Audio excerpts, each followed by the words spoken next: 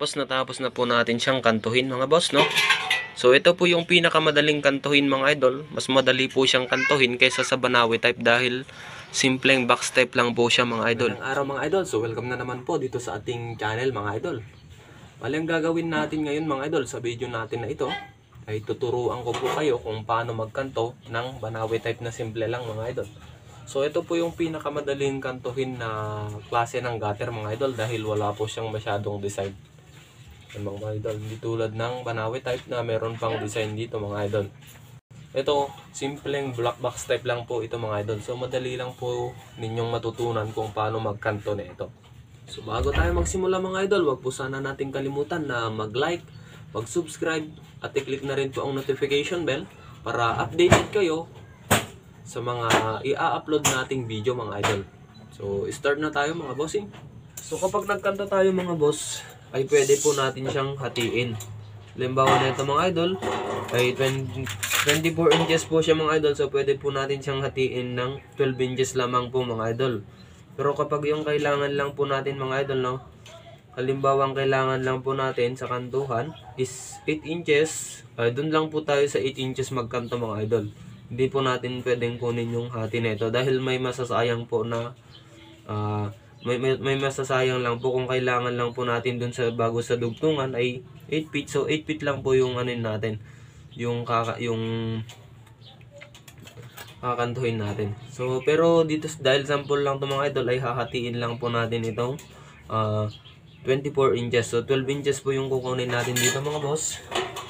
Pero ito muna yung mga kakailanganin natin mga idol, no? Pag nagkanto tayo, kailangan po natin dito ng lapis, metro, flies, gunting, tapos itong rivets, eskwala, tapos yung triangle na eskwala mga idol. Kailangan po natin ito dahil mahalaga po ito lalo na po kapag baguhan pa lang po tayo magkanto. Kailangan po talaga natin itong triangle na eskwala. Saka yung riveter po natin mga boss, no? Riveter, saka yung drill na din po. So, start na po muna tayo dito mga idol, no? Start na po muna tayo dito. Yan. Kukunin lang po natin yung 12 inches mga boss. Yan, 12 inches po. Kasi ito lang po yung gamitin natin mga boss, no? So, eskwala na triangle. Yan. Ganyan lang po mga boss. Tapos dito mga idol sa kabila dito, 45 po natin siya. Tapos dito sa kabila din.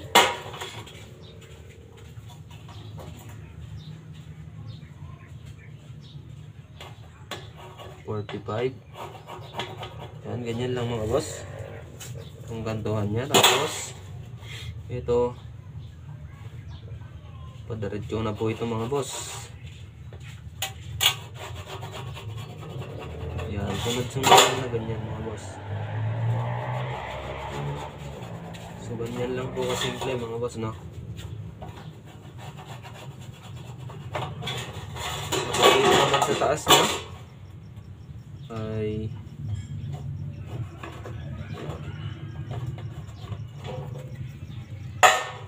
sa kabila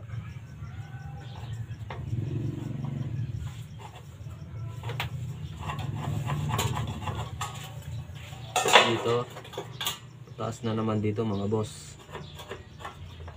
Yan.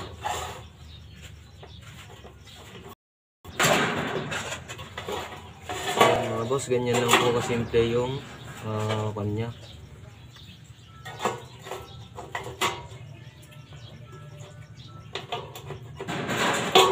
Tapos dito mga boss, kailangan po dito 45 na po dito.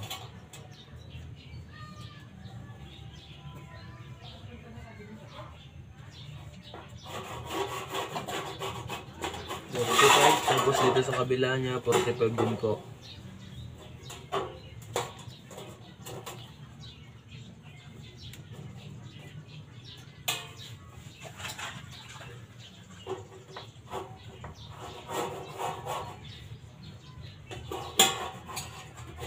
Yan mga boss, 45 tapos 45, ganyan lang. Tapos dito sa kabila ay padaritso na lang po dito.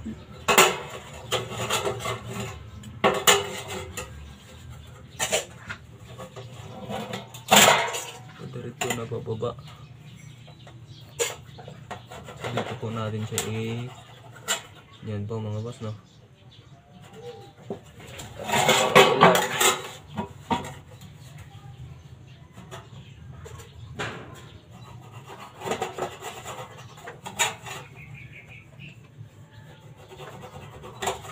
So ayan mga boss, may guhit na po siya mga boss. Kung makikita po natin, may guhit na po siyang ganyan. Yan. So kailangan po natin mga boss na maglagay po tayo ng pagre-rebetsan dito. Dito mag-iwan po tayo ng pagre-rebetsan dito. Yan, kahit tunghatin na lang niya. Kahit mga 1 lang to. Yan, kailangan po natin ito para may pagrebetan po tayo. Kailangan po natin siyang lagyan na ganyan.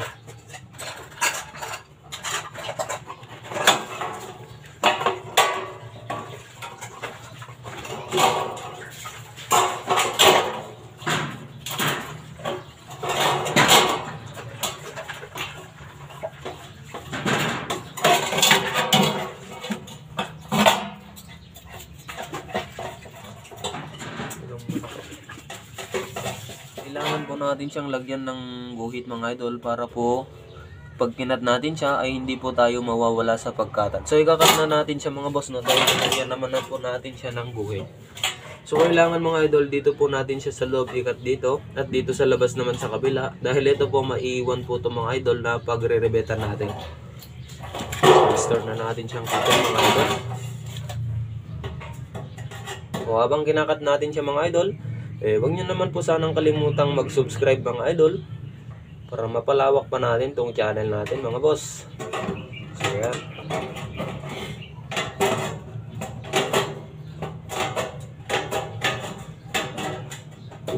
Napakasimple lang mga boss, ganyan lang po yung pagkat nito. Tapos dito sa loob naman, dito sa kabila,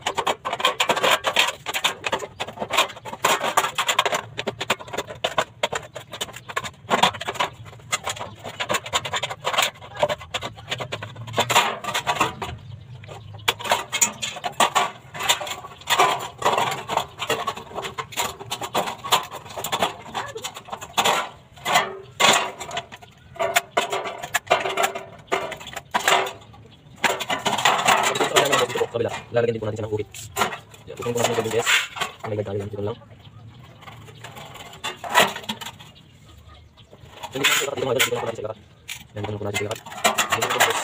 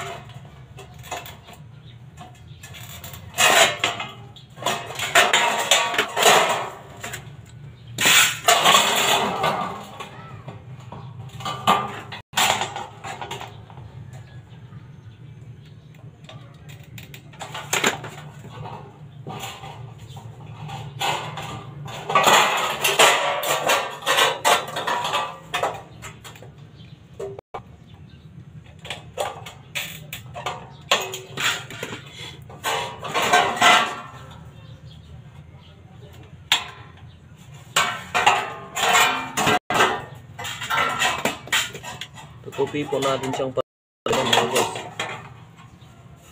Pupi po natin siya.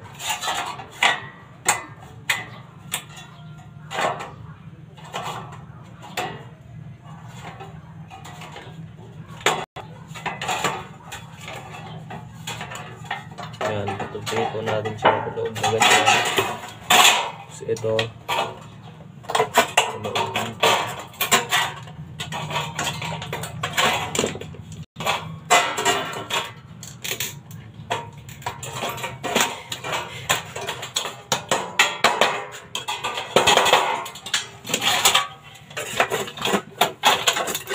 boss, hindi na po siya mga boss. Napakasimple lang. Yan. Ayan mga boss.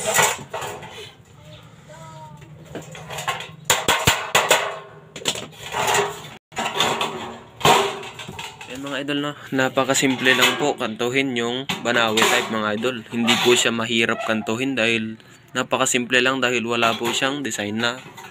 Wala na po siyang design mga idol. Kaya madali lang po siyang kantuhin. Hindi katulad ng mga Banawi type.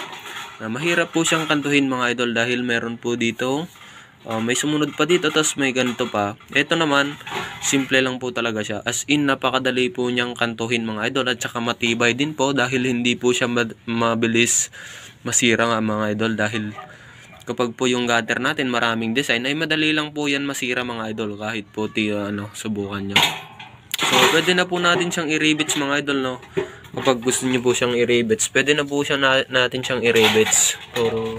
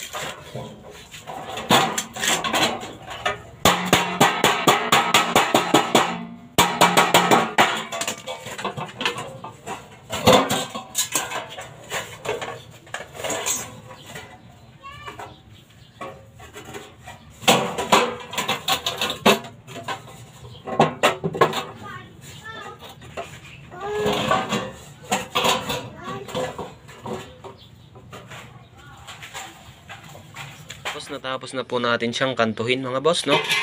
So ito po yung pinakamadaling kantuhin mga idol. Mas madali po siyang kantuhin kaysa sa Banawi type dahil simpleng box type lang po siya mga idol. So napakaganda po yung pagkakanto natin mga idol, oh. Okay, tignan po natin. So yan. So yan, natapos ko na naman po itong isang video natin na ibinahagi ko sa inyo mga idol. Para po sa mga hindi pa alam kung paano magkanto ng box type gather mga idol. So ito, sana nakatulong mga idol itong video natin na ito sa inyo mga idol, no? Mag-iingat po tayo mga idol. Sa mga hindi pa nagka-subscribe dyan, mag-subscribe na kayo mga idol. At i-click na yun nyo rin po yung notification bell natin para updated kayo sa mga susunod nating video na i-upload mga idol na about sa mga tutorial or sa roofing mga idol or ano pa mga ginagamit natin sa hardware mga idol. Yan. Napakaganda po niyan mga idol. Simple lang pero yan mga boss. So yan, kita-kits na lang po sa susunod nating video mga idol, no? Mag-iingat po tayo palagi mga idol. God bless po.